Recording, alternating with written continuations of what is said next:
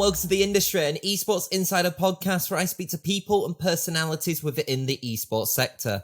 I'm your host, Tom Daniels, and in this episode, I'm joined by Simon Bennett, the co-founder and CEO of creative brand and design agency AoE Creative. The company has worked alongside the likes of Optic, Call of Duty League, and Paramount Plus, among others.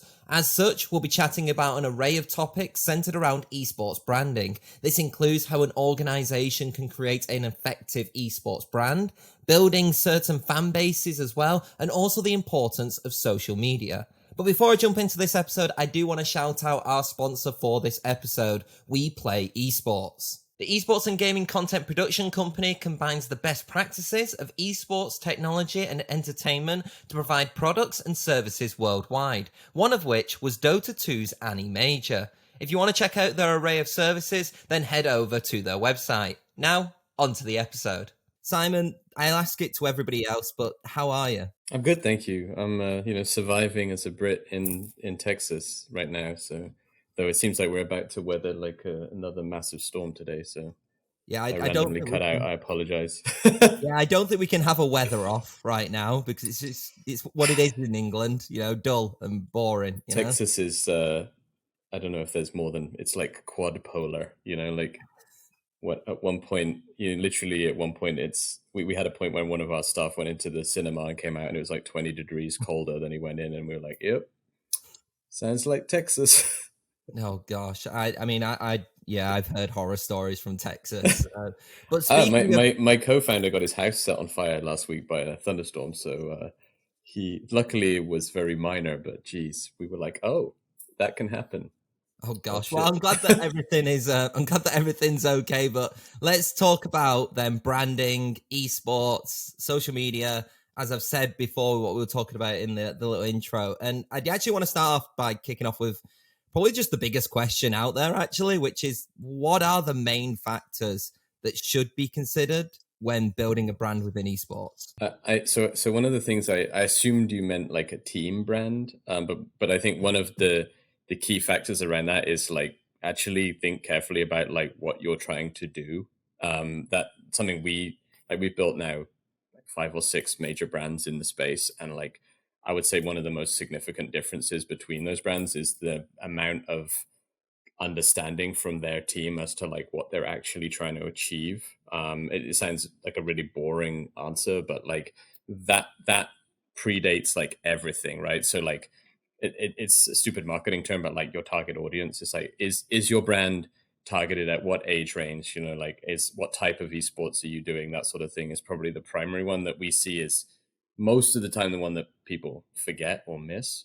The other thing I always say is when it comes to teams is create a cult, not a brand. It's really, really important to understand that. And when you look at the like big teams in the space, you'll understand, especially, brands like Optic and FaZe and 100 Thieves, where, those fans will, for want of a better term, die for that brand. And I think that when you're creating a sports team at all, like it's or sports or esports, like you have to create that connectivity. So that's the other thing is create a cult, not a brand.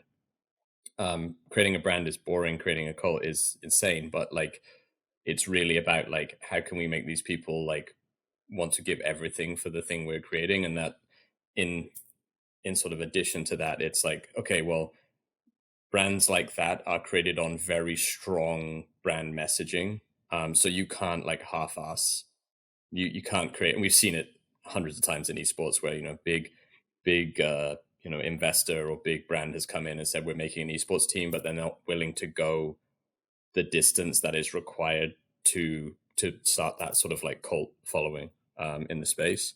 Third now for me is like, how are you going to use influencers and content creators with your team? If you don't think you're going to, you're wrong. You're just straight wrong. Like you have to think about like more than just how are we going to win games. And on top of that, it's kind of like on like knowing your brand, like actually knowing your brand is like, what are your actual targets? If you've got investors that are expecting you to turn over, a couple of $1 million a year in profit, not revenue, but profit, then, you have to approach it completely differently to if, you're, a young content creator that's getting some popularity and you're trying to create a brand, to expand your reach, then obviously you're not beholden to people. So you set completely different goals, and things like that. And then the big one for me right now is brand voice. Is like, and it comes with like understanding what your target audience is. It comes with everything. Is like the voice of your brand, how your brand speaks, what it stands for. That is now almost more important than anything else, because we're in this super social world right now where everybody communicates all the time. It's like, if you don't know how your brand, like who your brand is as a person, then how do you know what influencers to work with, or content creators? How do you know what players to hire on? How do you know what games to get into? Like, you can't just be like, we're going to do it all. You have to like, you can't be that generic anymore. Yeah, so that's like a very fast. There's like loads of other things, obviously, but those are kind of my most important ones. Yeah, and I can't wait to kind of delve into those a little bit specifically, especially when we talk about some of the projects. But I know I would have mentioned it at the beginning in the intro, but just for people as well, do you want to talk about AoE Creative a little bit and talk about kind of some of the organizations you've worked with and what you're currently doing with AoE Creative? Because I Yeah. feel like, I mean, I'm not going to big you up here too much, Simon, but I feel like you are a brand that is, I think, not seen, but is definitely seen by people. Just they don't know it, you know? Yeah, I think a long time ago someone described me and my co-founder, and there's a lot of us in the space, not just us two, but he always described us as like the shadow agents of the gaming space. Like I've had Nate Shot like on a stream, like ripping me a new one about a decision I made when I was with Optic, but he had no idea. He couldn't remember my name for the life of him. And I'm like, that's where I want to stay. I don't want to be in the line of fire. I just want to be able to like have influence and make decisions that are good for the industry, which I thought was hysterical at the time. Yeah, so AoE. Yeah, we started about 5 years ago, 4 or 5 years ago. We actually originally were the creative team for Infinite Esports, which was why I have a connection to Optic and the Houston Outlaws. Myself and my co-founder Markel were the creative director and VP of marketing. So I was VP of marketing, he was creative director, and then our other co-founder Nabil was part of that team as well, mainly doing events. Yeah, that was a bit of a mess, that, to say the least, that thing. But what it did do, and what we always talk about today, is it brought a lot of really interesting people together. And we realized that the goal of our company was like, we want to bring like AAA like design and marketing and creative to the original idea was to everybody, to make it available to everyone. So not just game developers have these giant creative teams that can do incredible work, but like esports teams don't, and like small game developers don't, and brands who are trying to get into the gaming space don't. So it was very much like, how do we noticed there was a niche. There was like us and maybe one other brand that was somewhat, at the time, was somewhat providing a similar service. So we started the company. Yeah, I mean, I've talked about it a couple of times, but we were basically three of us in an apartment room. We didn't expect to have any clients at all for the first 6 months. We had 3 clients in the first day, one of which was Cloud9 that we were working with, and we were like, this is a bit more profitable and realistic than we thought it was. So yeah, we just kind of dove into it. We've been really privileged. Like we've been able to work with really cool brands. Like currently, Riot and Activision Blizzard are 2 of our larger clients, primarily on the social media and graphic design front. Though we are designing a website for Riot at the moment. The beginnings of it is up already. It's the LEC EMEA transition website that we're building for them.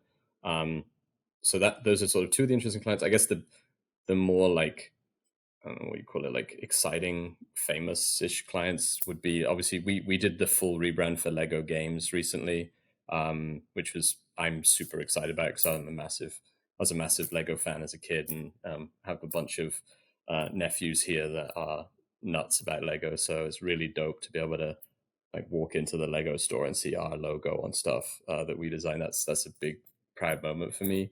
And then we did the one that's probably most known in the gaming space at the moment is we did the Players brand. So just the team's brand itself. So we had to like build an esports team from scratch in a month, which oddly we've done before twice. but with no history, no nothing, just kind of like a script where we had to like learn about their brand, make up a brand goal and brand voice, and then apply it to a brand. It was really, really cool project, and with the Funny or Die team and with Riot. So that was a ton of fun. So that's probably the two most recent. And then we're currently working on projects for Red Bull that I can't really talk about in too much detail, and a couple of other brands. We did a small Coca-Cola project recently, which was received really well. So overall, like just getting stuck in with some fun brands. And we always say we just want to do with cool people.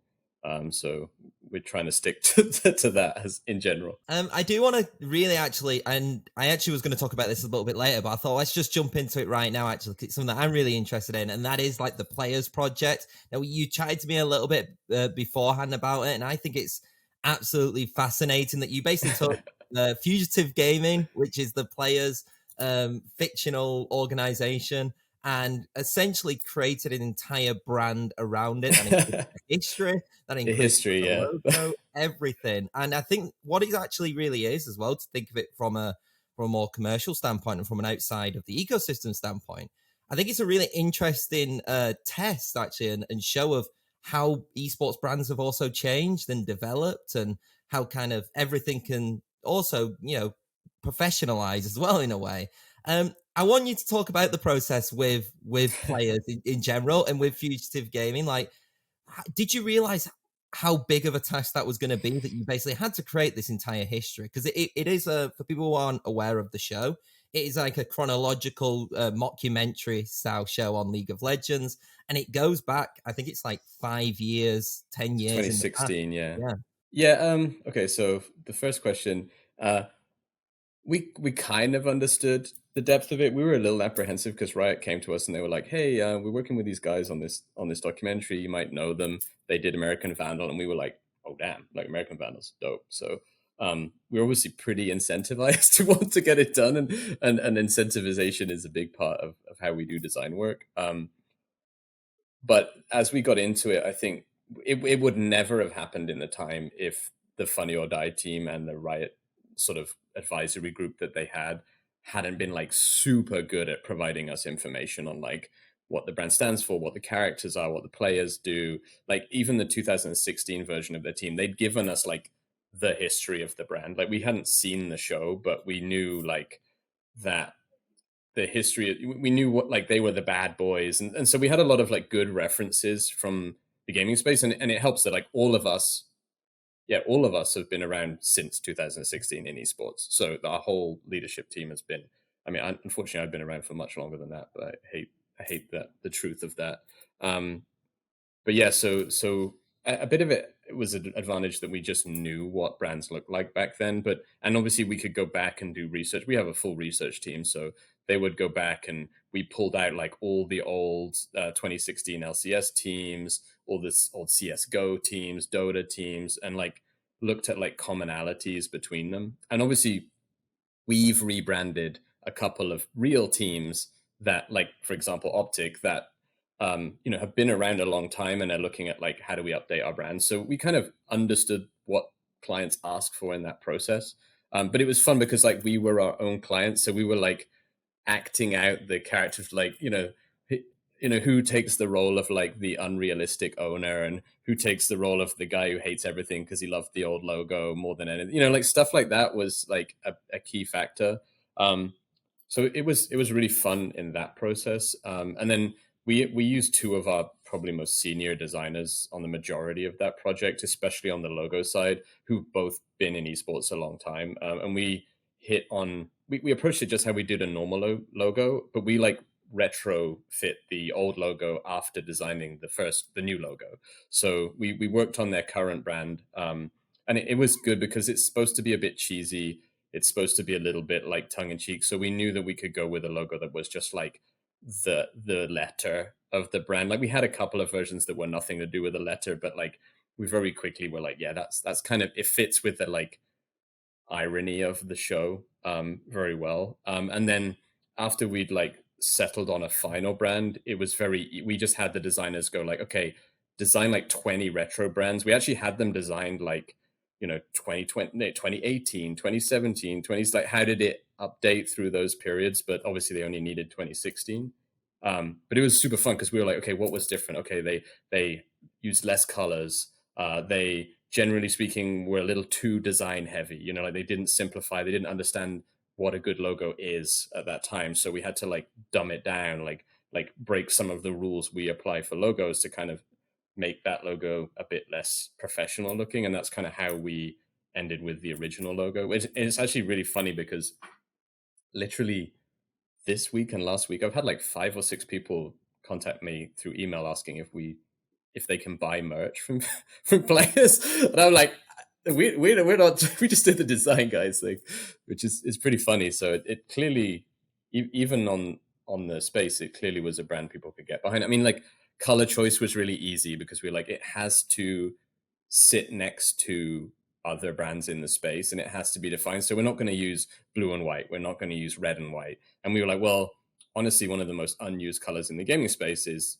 orange. And there's also a joke about Echo Fox in there somewhere about the use of orange and how they, have a dramatic past. So like we were like really trying to utilize that. And actually all of the logo packs, and you can see it on our website, but all of the logo packs have how and in every logo we presented to them, we had all the current LCS logos and we had their logo in the center just to show like to get like a vibe on like, does it fit? Does it look like it belongs here? Because the original idea before they had to cancel the grand finals because of COVID was to actually have them with a store at the event as if they're a team and not even say they're not a professional team and just see what, have people like buying jerseys and stuff without realizing that they're not real. So to try and like create a bit of like buzz around it, but then obviously that unfortunately got COVID destroyed, and they had to take it all in house. But yeah, they were going to film all of the final part of the grand finals with the cool big stage and stuff.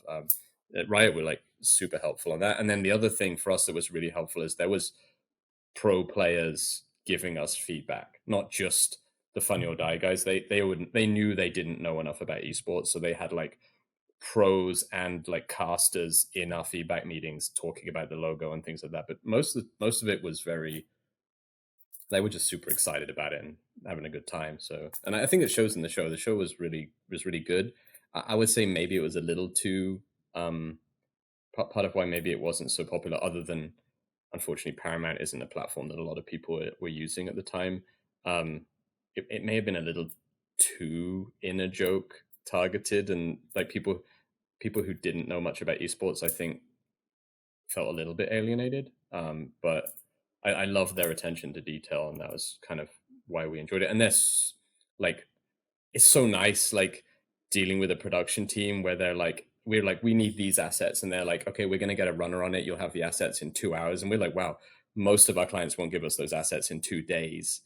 So they're like, they're just the fact they have this massive team providing all the information, all the assets you need, feedback you need within a couple of hours of doing it just meant we could just power through the process. And we basically just shut ourselves down for a month and only worked on that project. Yeah, it was a ton of fun. And it kind of linked into what an overarching question that I kind of wanted to ask, which is the development of brands in general within esports organizations. So like, how have brands developed? Because they like, for me, they look a lot more professional. Like I feel like some brands have gone through I don't call it like the Nike, Adidas route, but very much like a simplistic kind of more corporate type of view and more sports orientated, where you still see some, and the one organization that probably no one's really heard of them, they're called Bacon Time, and it's just a pig, and it's so I know funny. Bacon Time. It's like they're Korean or I think they're like Thai, the Southeast Asian, definitely. Thailand, yeah.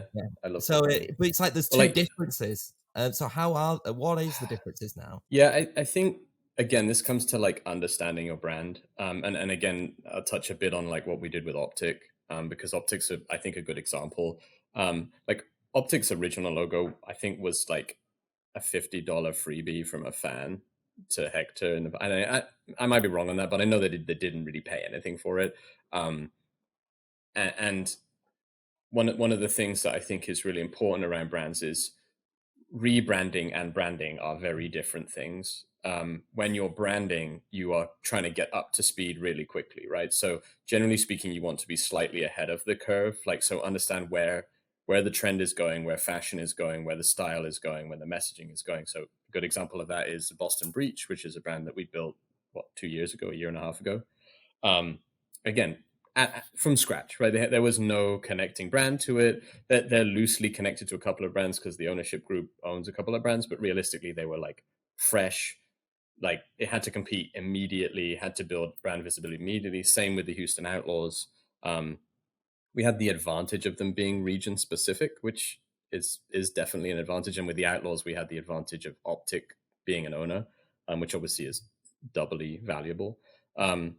So I think it really depends. So for example, with Optic, their brand, technically speaking, breaks a bunch of branding rules. But because they've built a story around the brand where it, at the time when it was made, it didn't compete the same way that other brands do now, they got away with having a brand that doesn't really work in the space. I mean, it works, but it's kind of messy.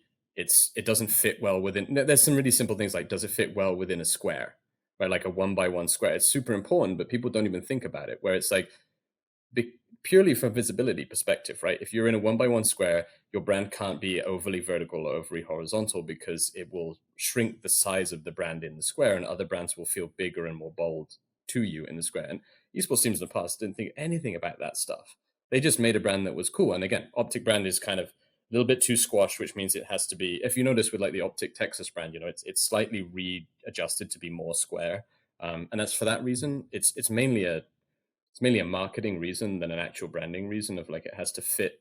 In a broadcast, you're going to be in a square, right? In a step and repeat, you want to be as big as possible so that you're bigger than the other brands in the space. So there's that mindset. But Optic had built a story around their brand when there was way less competition for branding in the space, and because they've built a story and people have applied a feeling to the brand they did, there's no way you're coming in and rebranding Optic's logo to anything other than just a slightly cleaner version of the same logo, which is what we did. And the reason for that is like you've already built a connection to a brand that now we know more. It doesn't matter because the feelings you apply to that brand are way more powerful than what it looks like in the name. So, for example, so that's why I would say like the message you're trying to sell or the cult you're building is more important than the way the logo looks. Obviously, the logo needs to look cool, but realistically, that's what we did with Optic. So, what we did with Optic was we were thinking about like how do we add depth to an existing popular brand. Whereas with the Outlaws or with Breach, which is probably the most, because we had the most freedom with Breach, was like Breach's branding was like, how do we get right at the front of the curve? Like Breach has a really strong brand message. It has a really strong structure. How do we create a logo that just reinforces that message, that can just give loads of hooks to people to attach their feelings to a brand as quickly as possible? So it really depends in the space, I guess, if that indirectly answers your question. Yeah, no, I think it's interesting. I think it's really interesting to see like the distinction between like rebranding and actually, creating a brand new brand. Like you said, I think we said it when we were doing like a call before, but I basically said that I think sometimes some of the best brands have been built through Call of Duty, just through the organizations themselves. Because you even look at like FaZe Clan, you look at Optic, like two probably really distinctive brands, and I would even argue 100 Thieves probably, through the Yep. Call of Duty history have built their brand towards it. And it actually does link onto like the next topic going outside of like the design. We've talked a lot about like logos and design, but actually about generating fan bases and creating a fan base and creating identity. It's good to have an amazing logo, but if you can't get your fans connected to you, it's gonna be very difficult. So what are some of the things that you've learned to like effective way of actually, like you said, developing these fan bases? Like you said, it's more like you're saying developing like a cult essentially, but is it very much being personable, being kind of relatable to your audience? Yeah. I mean, so I can give some brands an example, right? We'll use Optic just because we're with it. We'll use 100 Thieves because we're with it, and then I would take a completely different brand and what would be a good example? outside of the gaming space, I would take like Mr. Beast as a brand, or I would take like inside the gaming space, maybe something like Space Station Gaming as a brand, which is all great brands, every single one of those really good brands, but with different approaches. And I think that what's super interesting about it is in building the community, you have to understand again what is your community like. It's the same, we already talked about it before, right? The concept of the term esports is kind of stupid because you don't call all bull sports, right? Like you do say motorsports, but even in motorsports they struggle with that problem, right? Is that like someone who likes rallycross and someone who likes F1 are not the same people, and you can't make a generic brand that fits both. So it's really important to like establish who is your target. So for Space Station, their target is a younger audience, whereas Phase and especially Optic, their target is an older gaming audience. It's still within a bracket of gamers, but you can't just be like gamers is our persona. It's like no, okay. So there's girl gamers, guy gamers. There's two different groups. Then there's like dad gamers, which are like the over 35s that are with their trying to get their kids into gaming, which also fits mom gamers. We just use the term dad gamers because that's what the first term was. But then there's like YouTube kids, like kids that are like 14 to 18 that don't watch Twitch at all. They just watch YouTube. They just came out. They were on Xbox Live before that.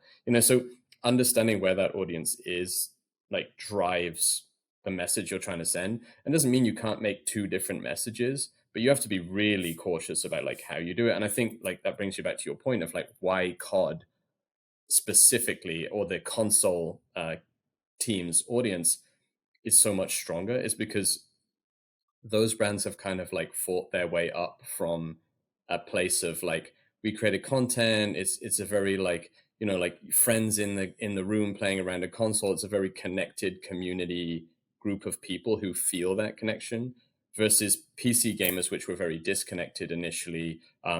Generally speaking, I've just at the time it like recently made a transition from console to PC.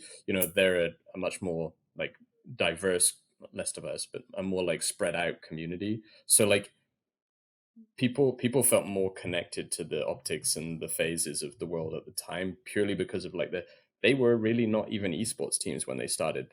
Optic was a content team that became an esports team, and the same with Phase. I mean, it's hard to argue if they were even an esports team at any point.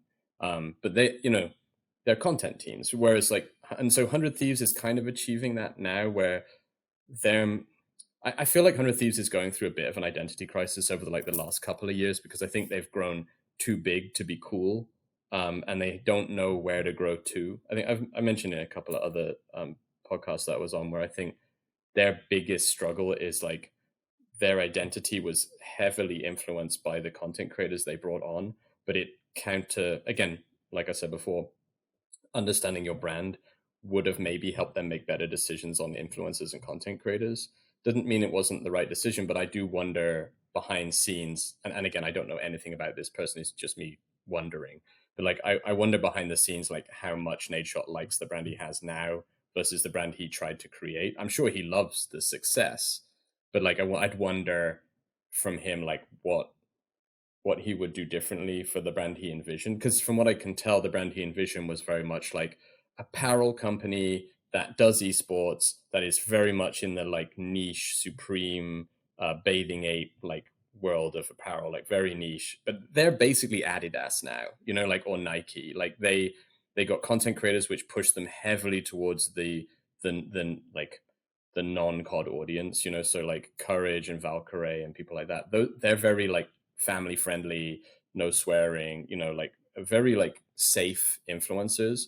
Whereas FaZe went the opposite direction. They took on like all unsafe influencers, all about gambling, and they built a different brand targeted at different people. But I'm interested to know if like, I guess Nature would probably never admit to it, but I'd love to know like, is this what he actually envisioned as a brand?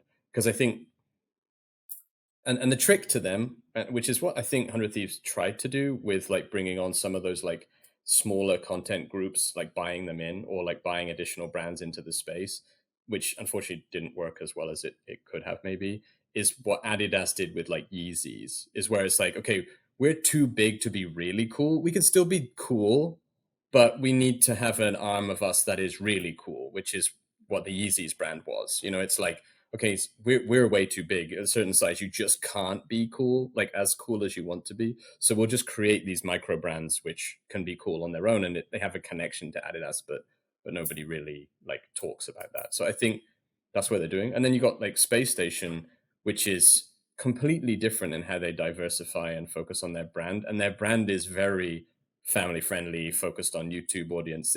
They skew younger and younger every time they make something new, because that's what they're targeting. They're saying like, hey, we don't want to compete for the FaZe and Optic fans. We want to compete for the kids that haven't made an esports team decision yet, which I personally think they're one of the best examples of a developing team. And like they're doing everything right. They're building a good brand.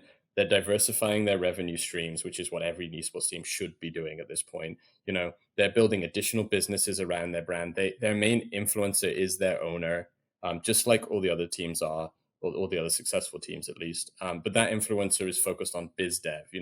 He will go to conferences and he'll talk about things and he'll promote the new businesses. He's not involved in like the brand's like day-to-day esports like career, which is what Nadeshot does right now, right? His content's all about him playing video games, him reacting to his esports team winning or losing, and him being in promotional video content. But I don't see him talking at a conference at South by Southwest. I don't see him like talking about the business launch of a new business that they're building. And I think that's where they're losing out to brands like Space Station, is like those key influencers need to be like highly tactically used.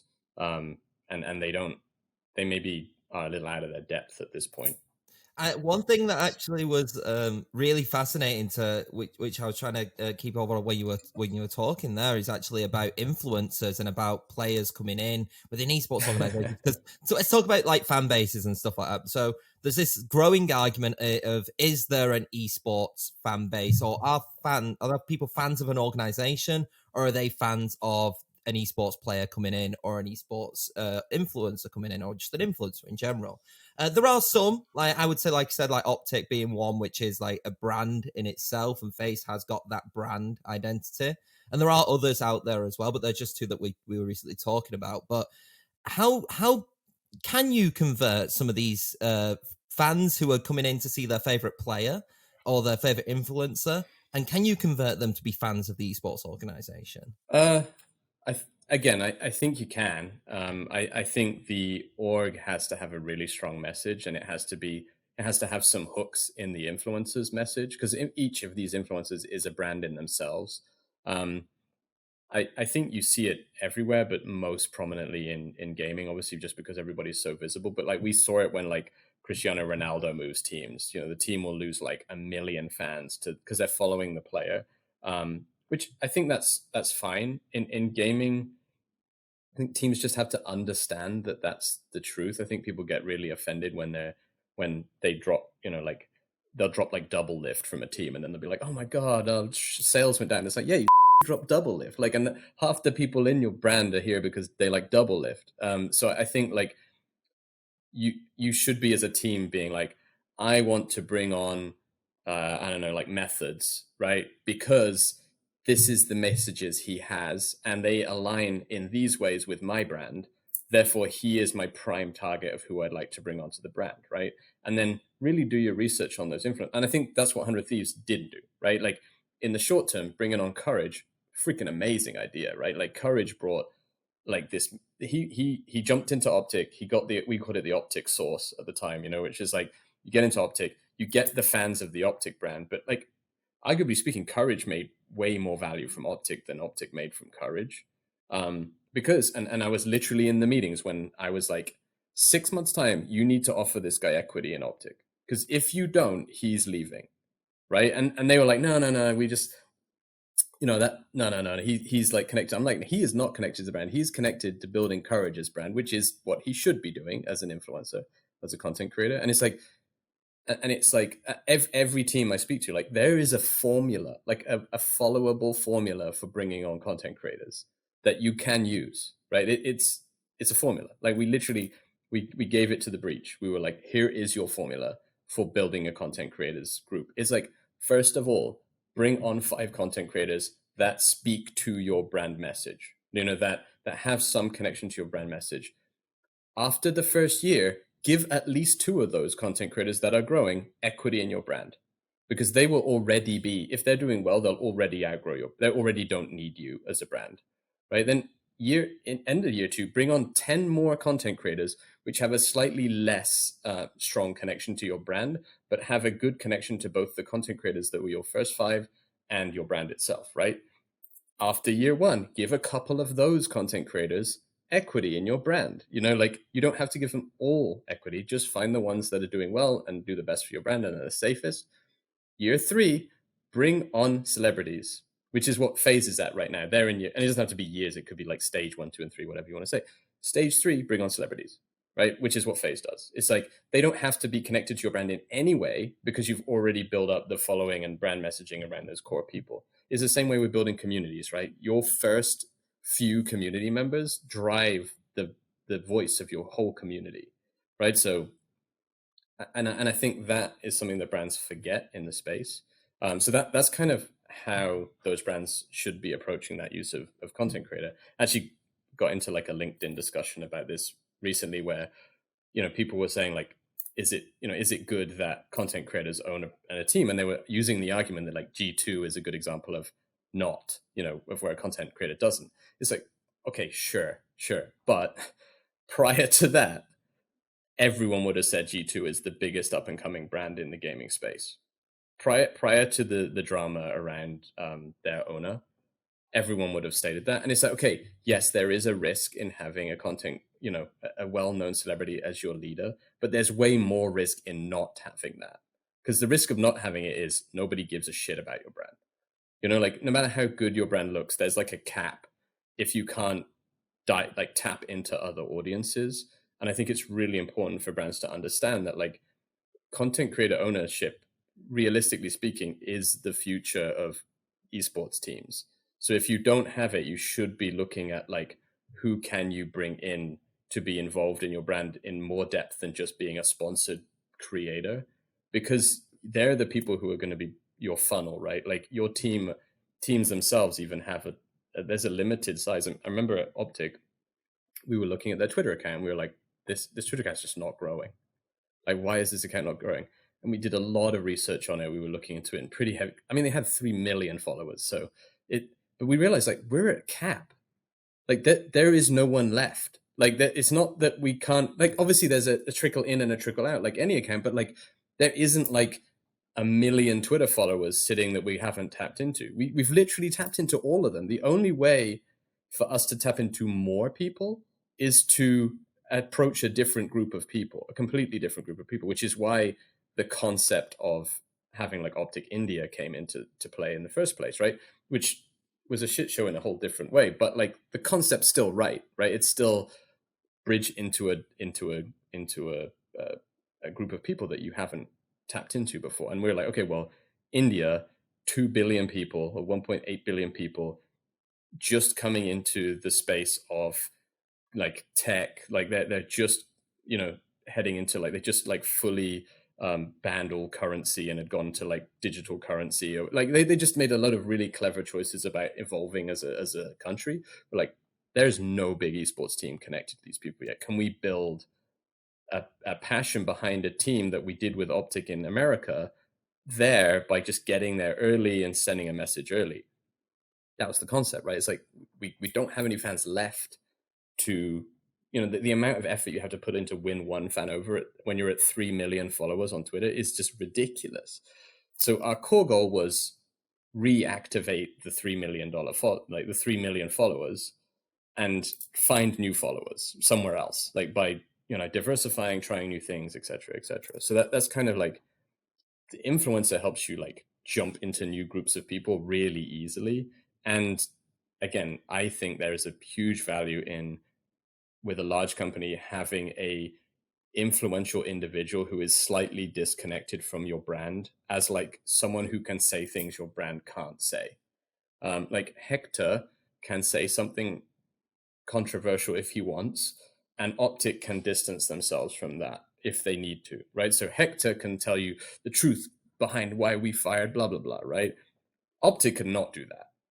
The brand Optic cannot do that. Hector can totally make a video that's just, and for anyone that thinks that that isn't planned, you know, that Hector makes a impromptu video about like why they dropped a player, like those people are just stupid. Like all of that stuff is planned in, and it's amazing. The freedom it gives you is so much, weighs so much more than the chance of that influencer getting into trouble and creating a problem for the brand. And the more influencers you add into that mix, the less chance that is, right? Like we saw that with Valkyrie, right? Valkyrie had that issue with the was it the eye? It was the glasses company, right? The Yeah, blue I can't light. remember exactly what it was, but I yeah, think it was a glasses company, or it was a skin. I don't remember. It was to like something about blue glare, wasn't it? yeah, it was like to protect against blue light, which is a lie. Basically, that doesn't exist, or at least scientifically doesn't exist.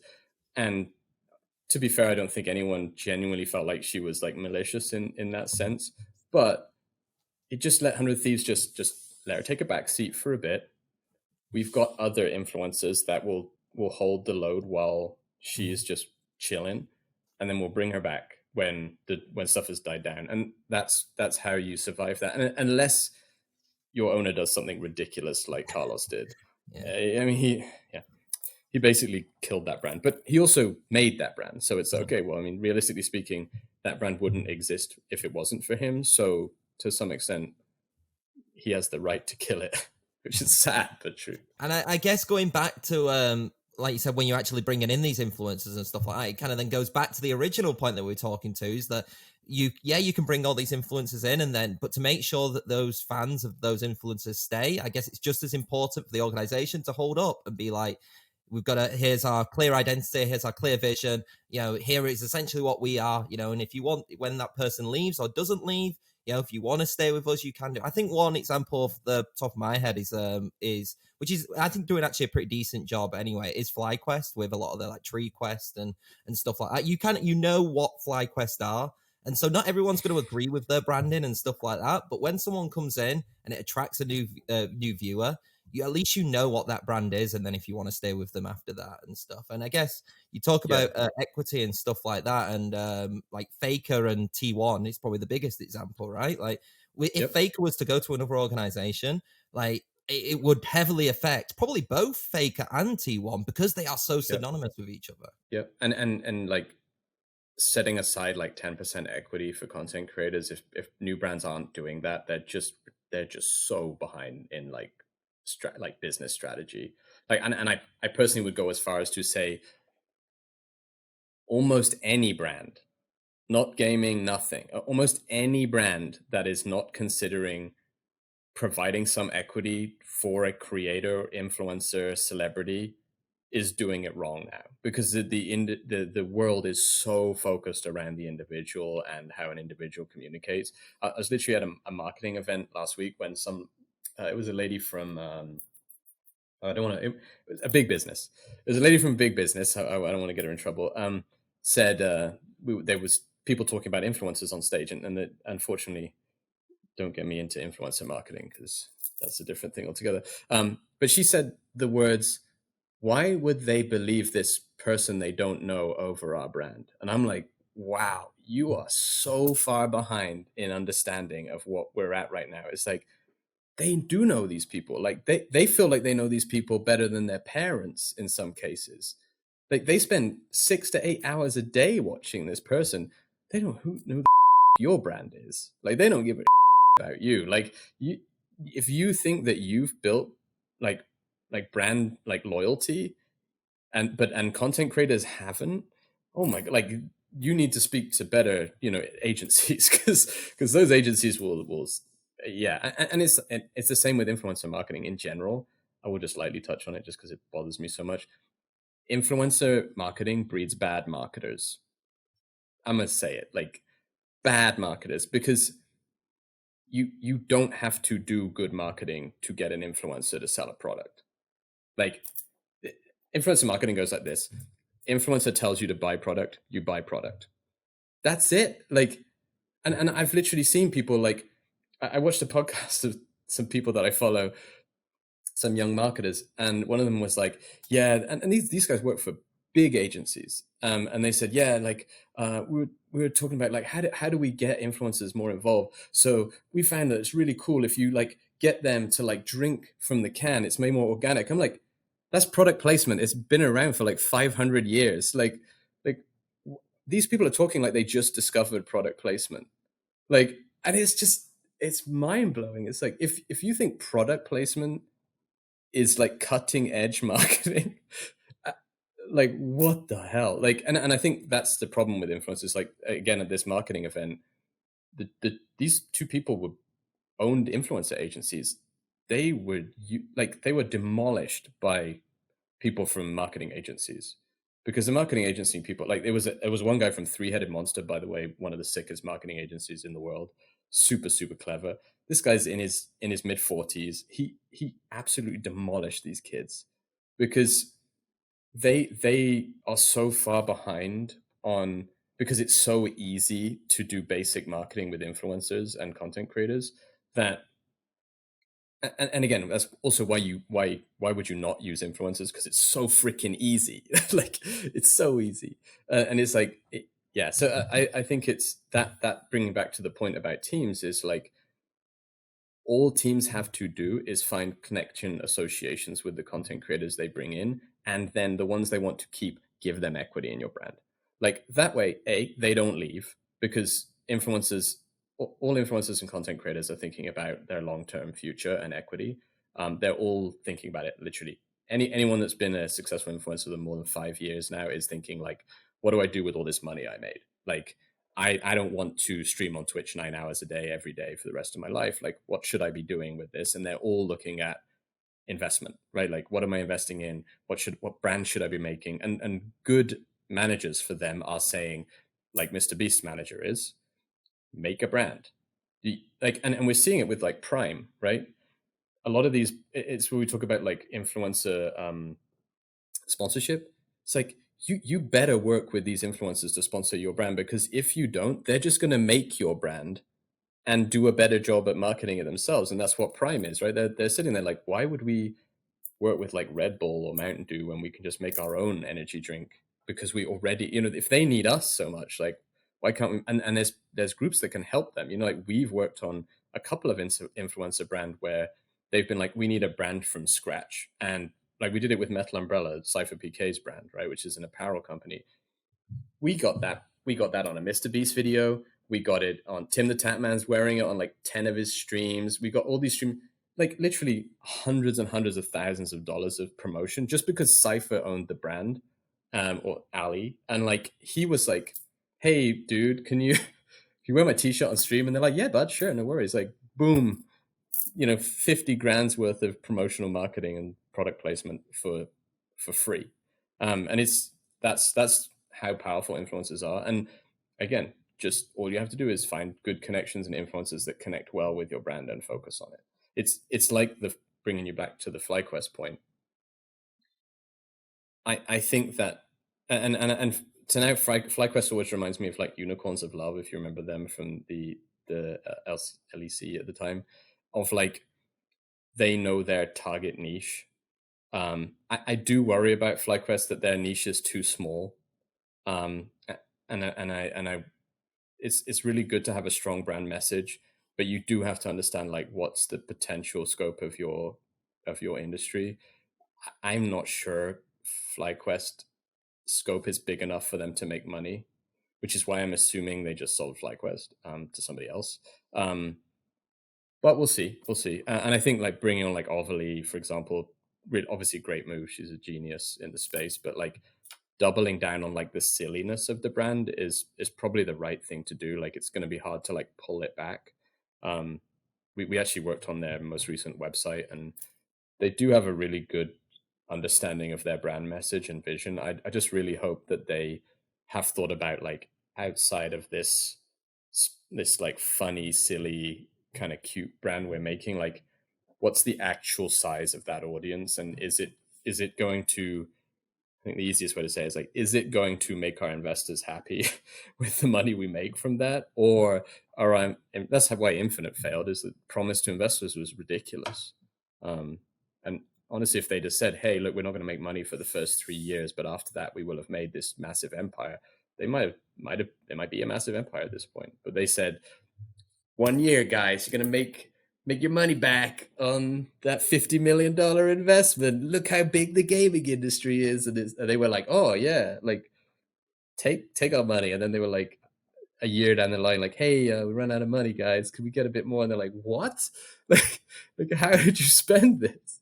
So as we're winding down for the podcast, there are just a couple of other questions that I do want to fit in. I do want to touch on a little bit about like social. Oh, no, it's absolutely fine. I mean, we could do 3 more episodes probably on this. You want to touch a little bit on social media and kind of the use of social media for like the last little bit of this. And actually, I'm just gonna do like just a bit of a question because I'm genuinely interested. Which one do you think is better for a social media following now? Do you think it is having just one esports organization as a Twitter, a LinkedIn, or do you think it is actually what some organizations do, and that's have a League of Legends one, a Valorant one, a CS:GO one? Which one do you think is the more effective method right now? That's a very good question. I'm not sure I could actually answer that question like super accurately. I'll answer it. I will answer it. I think end game you would like the diversified accounts. So primarily just your core games, especially if you have like a main game. I think early on you cannot do that because you can't split up your audience that much. And again, it comes down to big important brand message. Yeah, I think that's the easiest. It's like when you make a business, right? You don't have a business. Your business, what it looks like in 5 years, is nowhere near the same as your business after 2 years because you can't make a strategy for 5 years and then follow it to past the 2 year mark. You have to make a strategy for next year. And then at the end of next year, make another strategy for the next year because you don't know what's going to happen and how it's grown. So I think that's how you should do socials is you should always start with one account for your brand. Especially most esports teams start with a core game as like their origin game. I think we all know that. Like they'll have like historical places it would have been Halo or CS:GO or Overwatch. No, sorry, well, maybe even Overwatch, or like COD or some sense Rocket League now, or like Dota, and those that will always be your biggest follower group, at least for a while, until you honestly probably until you start either have a massive success in a particular separate game or you bring on an influencer that has somewhat of a connection to another game. So I think up to a certain size you shouldn't diversify. And it may be that you never diversify because you stay like Optic and FaZe, where it's like Optic is Optic. You've done a great job of every new game you bring on, you're the green wall. Like you're bringing them into the space. I mean, that's what we tried to do. Is like, again, if you've built a cult, it's easy to bring them into the fold, right? That's how cults work. Even real cults, that's how they work. It's like get them in on something light and then slowly indoctrinate them into your space. That's what esports teams do. That's what all good brands do, honestly speaking. So I think in a best case scenario, you don't need to diversify your accounts. But if you grow large enough, it does make sense to do it. Especially if you have two really contrasting audiences, like League of Legends is one of your big audience and also COD is one of your big audiences. Those two groups of people are very dissimilar. Like they don't have a lot of connection. So you anger COD fans by making a post about League of Legends, and you anger League of Legends fan. If you're creating like anger and not the cult following, whereas Optic, for example, they got pretty heavily into Rocket League. As long as the Optic brand, their core brand, uh, what do you say, like welcomes the new pretender with like open arms and brings them into the fold, which I think is what you should do, then the transition is really good because all those new fans get all the positive feelings that the Optic brand brings. Like, we're now part of the green room, we're cool, we're like stylish and modern and like the bad boys of the space, right? Like, then you don't have to. But not a lot of brands have managed to build that because either they don't have the history, or they don't have the strong enough brand message that connects. I mean, another good example is like Cloud9, right? Like Cloud9 doesn't have a super strong message for its brand. It's very much like the catch all brand, which is why you don't see like fanatical like or that many fanatical Cloud9 fans. Like you're not going to get the equivalent of the Optic hype squad at a Cloud9 event. You know, like that Optic hype squad, like Optic know what they're doing with that, right? It's a group of people that they pay to go to the events because they're just crazy Optic fans. They got their face painted, they have Optic painted on their bellies and stuff. Like they know because and the fans want to be like, oh, I want to be part of the brand that does that stuff because that's where brand activation is so valuable in the space. And you even look at another example is a brand like Loud, like very much has built Amazing itself brand. on Yeah. fan bases and its brand and community and kind of bringing itself together, and they're a Yep. Brazilian organization, really. If they weren't big, we wouldn't be talking about them right now. Oh, They've built Loud is that. like we use them as a because one of the things we've talked about really regularly is like why do esports teams have jerseys, right? Like other than the thing they have on stage, why on earth are you putting esports teams in jerseys in graphics, right? Like it makes no sense. They don't look good. Most of the time, these players are not like the epitome of the male or female physique. Like it's like put them in clothes they look good in. Like and you look at it really recently, all Loud's new promotion is like a fashion shoot, and it's like that's how you do branding. You get the players in there looking really freaking cool, and the fans go, I want to look cool. Like their jersey isn't a jersey; it's a like suit jacket or like a smoking jacket, or they do like tracksuit pants. They've got a collab with Gucci and stuff like that. It's like it's all like a fashion message nowadays. Simon, it's been an absolute pleasure chatting to you. I know we probably could have gone for even more Yeah, longer than that, but yeah, I told you I have appreciate you opinion on you lots of taking the things. time. Is there any final words that you say in terms of like?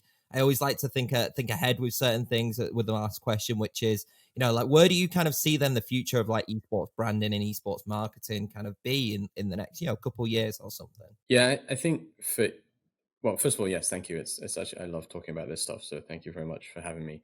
Um, esports itself, I posted it recently. Like I think esports is undergoing a what do you call it, the great leveling right now, which is great. I think that's really good for the industry as a whole. I think people see the bubble bursting. I wrote it in an article, like the bubble burst, like it burst like a year ago. We're just getting the shockwave right now of the bubble bursting. It's like, but that's not a negative thing. Obviously, we've lost some brands in the space that I wish we hadn't, because they were great brands. But like realistically speaking, we need to stabilize because before all this investment came into esports was making money, like quite a lot of money, and that's why all this investment came in because the numbers started to go up and people started jumping on it like it's the new gold rush. And it's like, okay, well, the gold industry still makes tons of money. It's kind of stabilized. So I think that's where we're at with esports is I think we're going to see a lot of stabilization. We are going to see teams that are funded by other revenue streams other than being in gaming come to the forefront because they're the ones that are like financially stable. So I definitely think we're going to see. I kind of cursed Beyond the Summit a while ago, so I'm not going to say too many names because I thought they're a great brand in the space. But I do think you'll start seeing teams get a bit more under control when it comes to like salaries. Players are paid way too much. I mean, half the staff of esports teams are paid way too much. It's like that needs to all start normalizing. It needs to be sustainable. That's where esports is going. But I do think that it will start to, once it's stabilized, it'll be in a really good spot. Unless some crazy thing happens and another bunch of investment comes into the space, which is quite possible. Hopefully not, honestly. And I say that like we're an agency that I'd say like only about 30% of our work is now in esports. Most of it's in gaming or what we call nerd culture. But we all love it, like love esports. So I don't obviously want it to go away, but I do think it needs to become stable, and not just living off investment dollars, which is what it has been for what, like 5 years, 6 years at this point. that's the big thing. So yeah. Perfect. And Simon, yeah, like I said, once again, it was amazing chatting to you. We're going to have links to AoE Creative and to you yourself as well on the actual screen by our lovely editor, and then we're also going to have it in the description for audio. Yes, all over here, so it's going to be amazing. Hopefully here and there. Oh no! Oh, don't! Just oh, really screwing with your editor now. Oh, He's no. going to be like, son of. But yeah, thanks a lot, everybody, for paying attention to this episode. I hope you really enjoyed it. If you do enjoy some of the other this episode, you might enjoy some of the other ones, which we did. We did with We Play, Blast. This is my time to remember them now. Twitter as well. And we also do a diversity focused podcast as well, which is ESI for All, which is hosted by Riley. She's amazing. So please do check that out as well. It's unbelievable. I never get told to push that. I always just choose to push it because it's always good to talk about that type of thing. Yeah, but until then though, I'll see you next time.